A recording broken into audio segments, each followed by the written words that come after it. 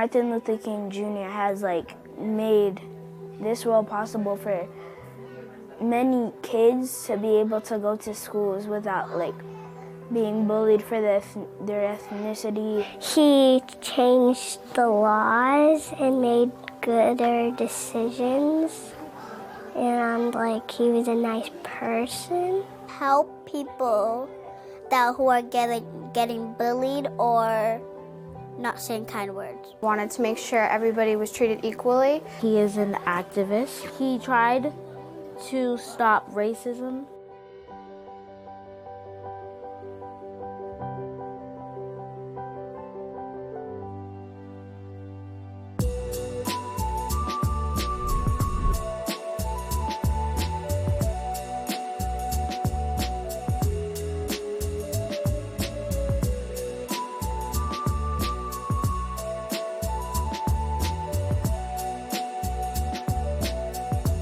So I think I've been a storyteller all my life, and I think we all are. Yes. Storytelling in our community, in the Black community, right, is what we've relied on, right? Because we're oral people, and we don't know anything but what Mama told us and Grandma told us, and that's what's passed on. So I think that just the idea of talking to each other is a part of the resilience that is in us. What do you guys think about that? I think about when my grandfather first passed, and it was a shock to us. I said to myself, I have to sit down with my grandmother. I have to sit down with my mother, my aunts. It was important because I said, I can't lose any more history. It means so much. If you don't have a family and elders and grandparents, or you're displaced from your family in any way, then all you have is what the education system and the justice system in America tells you or assigns to you to be your narrative. Then you need to have storytelling and journalists and your grandparents and your elders and your aunties and uncles and yourself to claim that space and claim that truth. When I first found I Know Why the Cage Bird Sings, it saved my life. And that was back in 1969. I had gone through desegregation. It was a horrible experience. You just hated everybody. I hated my folks. I hated for sending me to that school. I hated the white people. I hated everybody. But when I read Maya Angelou's words, she gave me dignity. I had shame about that period of my life because I was led to believe that there was something wrong with me. We're not the story because we're journalists. We're usually not the story. And so when George Floyd was murdered brutally and the entire country, the entire world was looking to us to sort of make sense of this as journalists of color, we've been watching the situation. Again, it was to support George Floyd initially, and while the protest started off peacefully, for 6 hours, they did erupt into chaos. And then as Black people, I found myself being the story. And, my mom had just died. I'm trying to be a television person. I'm trying to meet the stereotypical standards of what I'm supposed to look like. I need to stop playing the game with my hair. I can't wear another relaxer. I can't talk to my daughter and say, be proud of your curls because you're getting teased, but then I'm not proud of it when I'm on air. And so I made an appointment on Blue Hill Avenue and I said, let me get my hair braided. Little girls who, they don't even know that it means something to them. Just like when I leap on you every time I see you and say, Liz, you're a big deal to me. You're like, sister. So you don't know what being a deliciously tall Black woman with a vibrant smile and showing up every day for me when I was living in a housing project watching the news. You don't know what that meant to me. So I hope that I mean something to, another little girl who looks like me or who doesn't look like me but sees me just being absolutely comfortable in my own skin. The younger Black women in my office have said to me, like, when I see you walking in the office being your whole self, it gives me permission to be my whole self. And like when I see you, I love when I go to an event and I hear your big voice boom across the stage and that big smile. And I'm like, look at all this Black joy. Yes. I tried. I always tried to be something that I wasn't. And it was very frustrating, and actually it was a little traumatic to try to please somebody else. So to see you, I don't care what your hair like, just to see you here is just to hear you and read you, oh my God, this is huge for me. sometimes I am the story as a columnist. My mother is white, and she died like 7 years ago. And I think when George Floyd was lynched, all I could think about was like, what would my mom say if she was here? Would she even know how to comfort me? Because my sister is white and she did not know how to comfort me. It was like a very fraught time.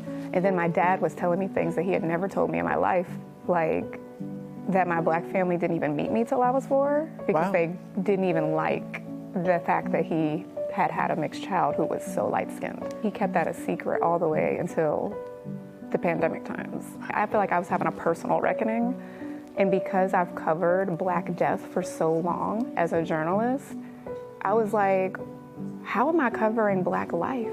How come you never see a story about Black joy or like the Black person who had the biggest squash at the farmer's market the way you do for white folks? And it also made me wonder, like, do I just run around carrying all this rage all the time, and has that become like who I am to people? Is it who I am to myself? I want to create a space for our joy, and also I needed it. I felt like I was struggling to have it for myself. It was really like my journey for like collective healing, collective community, and just fighting for my own joy and love and trying to see it in others. One of the things that I'm most humbled by now in this season of my life is running a trauma program. And it started initially to talk about our pain, but what has happened is people want to talk about everything. And we're talking across racial lines, we're talking across age lines, but we've never, really let that out because we're so caught up in our pain. You're so right.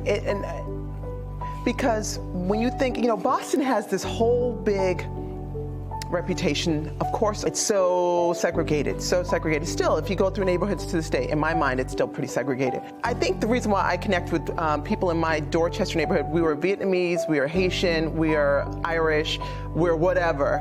What we connected with is the human experience. But I want to hear your story. I want to hear the Irish story, and the Haitian story and the Vietnamese story. As Bostonians, if you're watching the news and you see a story and you see a child hurt, I care about that story, obviously, no matter what color they are, because I'm telling the humanity of the story. It's where the love is. If you lead with love, true love, agape love, if you lead with that real love, it crosses all color lines, all identities, all generations. When you lead with love and the truth, and I don't believe you're leading with love if the truth is not involved. Exactly. Then everyone's invited. You have to always center humanity, because when you're leading with love and truth and empathy, those are the bridges. That's how we move together.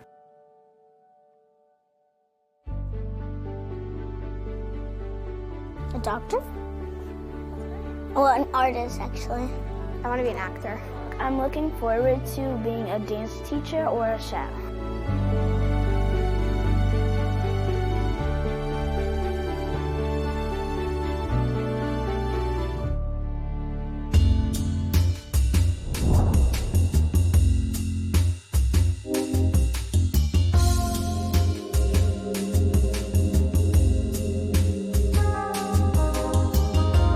It's tough right now, especially if you are concerned with justice and racial equity and belonging. It's really tough. It feels like leaders, Black leaders, leaders of color who are focused on racial equity are under attack. I think anyone that's engaging in equity work without an economic lens stands at great risk. I'm very watchful for the people that don't understand that is at the core of an equity or a racial equity conversation. I think there are a lot of actors with not the best intentions trying to hijack and engage in this act of victimhood that sometimes can be detrimental to the progress that we've made. Inclusion, belonging, and acceptance, equality, equity, all of these words roll up to, in my mind, leveling the playing field when it comes to being able to make sure that you and yours are cared for, make sure that your story is told. I think you're right, and I think it also includes paying folks who do this work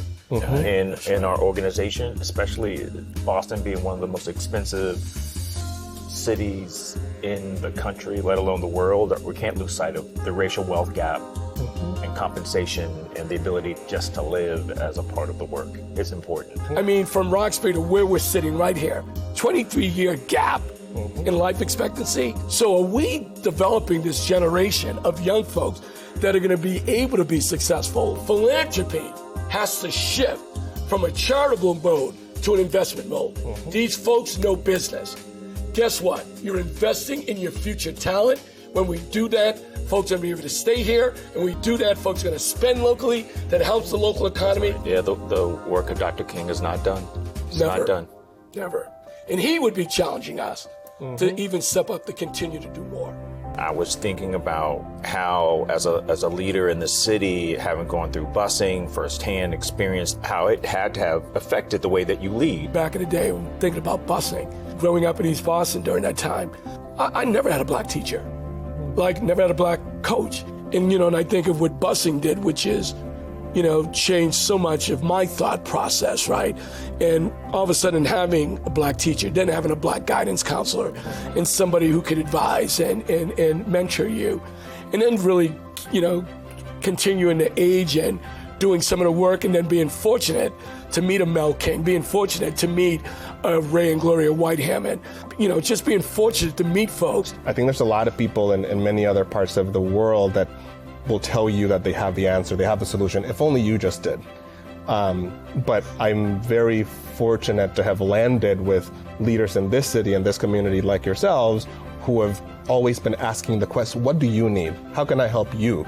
Making it about the people that you're working with. Tonight, you've seen and heard from BCC's wonderful season partner. I think that's the key to being a leader. And I think mentorship is important. I think Robert was one of the first folks to take me under his wing in this work. I'm incredibly grateful. I think that gave me an opportunity to see a side of Boston that I think a lot of folks who are not from here don't get the experience. And I think it's our duty to always reach back out to other young folks and give a lending hand. I learned that from Robert, who I know learned that from Mel King and Hubie Jones. So I feel grateful in that way. Yeah, I've been here for 3 years, and I'm often curious at the young people that Boston Children's Chorus work with, and how much of this history that they know and understand, how many of these icons in our community do they actually got exposure to. I mean, the amount of learning loss during the pandemic and the people that they couldn't see and couldn't experience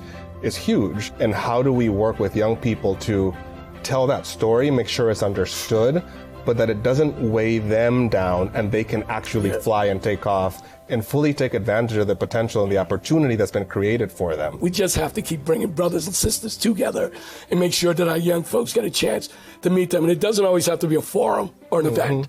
Like, we can just do that. And if we plan to do more of that, it's real about how do you really pay it forward. And, and it's important for us, to make sure there's this powerful generation of folks out there, right? The only thing they're at risk of is succeeding. I really believe that. And really this love and support of this younger generation is so key and important. I don't think people are ready for the next generation. I mean, what's coming is a really incredibly powerful generation that we just need to allow them to fly and to just go. I know so many great leaders of color who have come to Boston. You come to Boston and you think you have to adapt to the private sector in the business community. My big thing is stay involved with those community leaders, folks on the ground that know you show up and show up again. You need to start, for me, with community, make connections and partnerships.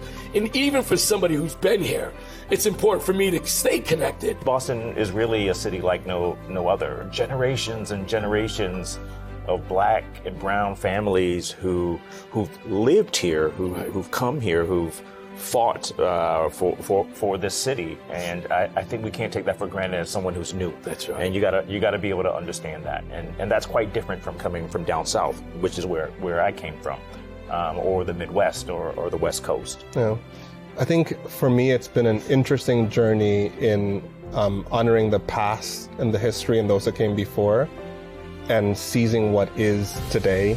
The number of young people in the ranks of Boston Children's Chorus that I get to meet and get to hear their story and get to hear their passion, their desire for growth, for learning, for opportunity. That to me has been the biggest driver to really get to understand what gem this city is. It's really rooted in the people. I think that humility has opened a whole bunch of doors for me as an organizational leader, where I can show up and say, we're really good at this thing. I'm really good at this other thing, and we want to put that in service of the young people that you're already in community with. You can say that Boston is difficult and is all the things, but when you show up right, the city shows up right for you, and that's been my experience.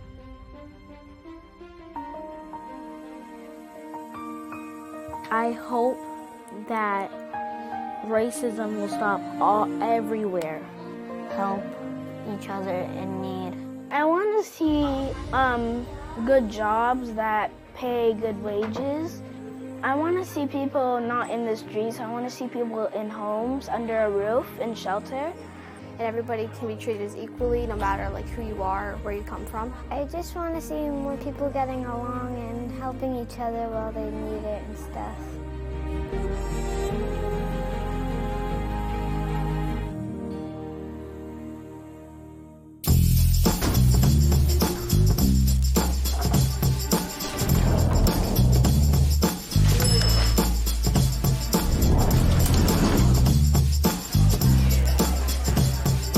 Entrepreneurship has been essentially a freedom card for us, where we weren't able to be employed in certain markets and certain spaces. And so I think particularly entrepreneurship has been one of the biggest entrees for us to actually move into the middle class and then the upper middle class and then actually to achieve any kind of wealth. Well, I feel like just recently during the last 5 to 7 years have we been able to see a substantial number of scale minority businesses. Before we were allocated to not the best locations, didn't have the working capital to actually scale the businesses. And just watching the two of you guys and what you guys are doing, it's just like, all the hard work that we've done, us old heads. I'm just extremely excited for both of you guys. I appreciate that, but got to give you your flowers as well. I mean, you've been a trailblazer. We wouldn't have the opportunities we have if it wasn't for you.